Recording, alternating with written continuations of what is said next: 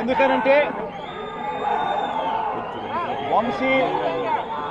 వంశీని అరెస్ట్ చేసిన తీరు ఒకసారి గమనించినట్టయితే అతి దారుణమైన law and order break down కనిపిస్తుంది. ఒకసారి గమనించినట్టయితే ఈ కేసులో గన్నవరం పార్టీ కార్యాలయంపై దాడి జరిగింది అని చెప్పి ఫిర్యాదు చేసిన సత్యవర్ధన్ అనే ఈ వ్యక్తి గన్నవరం తెలుగుదేశం పార్టీ ఆఫీసులో కంప్యూటర్ ఆపరేటర్గా పనిచేస్తూ ఉన్న సత్యవర్ధన్ అనే ఈ వ్యక్తి ఫిర్యాదు చేసిన ఇదే వ్యక్తి సాక్షాత్తు తానే జడ్జి గారి సమక్షంలో తానే జడ్జి గారిచ్చిన సమన్లకు పోలీసుల ఆధ్వర్యంలో ఆ సమన్ను అందుకొని జడ్జి గారి దగ్గరికి వచ్చి జడ్జి గారితో తానిచ్చిన వాంగ్మూలాన్ని ఒకసారి గమనిస్తే ఆ వాంగ్మూలంలో ఆయన చెప్పిన మాటలు ఏమిటి, చివరికి ఈరోజు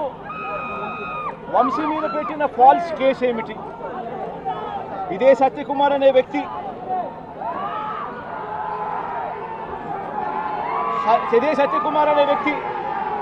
జడ్జి గారు ముందర జడ్జి గారి సమక్షంలో సత్యవర్ధన్ అనే వ్యక్తి వంశీ ఎలాంటి తప్పు చేయలేదు అని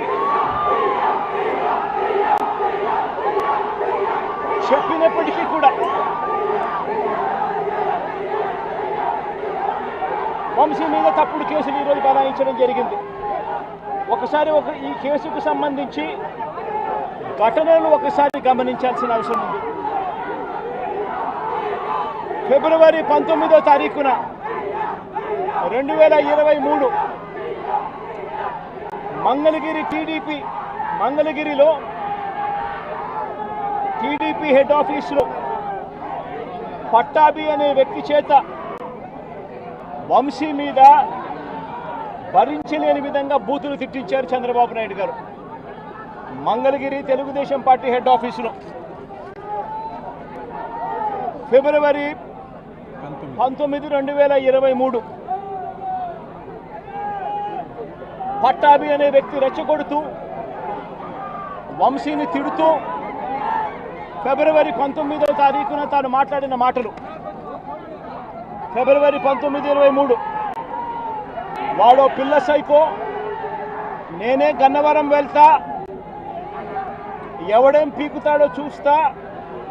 ఆ వంశీ సంగతి తేలుస్తా, నియోజకవర్గంలో నుంచి బయటికి విసిరేస్తా అంటూ గన్నవరం ఎమ్మెల్యే వల్లభనేని వంశీని రెచ్చగొట్టింది సాక్షాత్తు ఫిబ్రవరి 19వ తారీఖున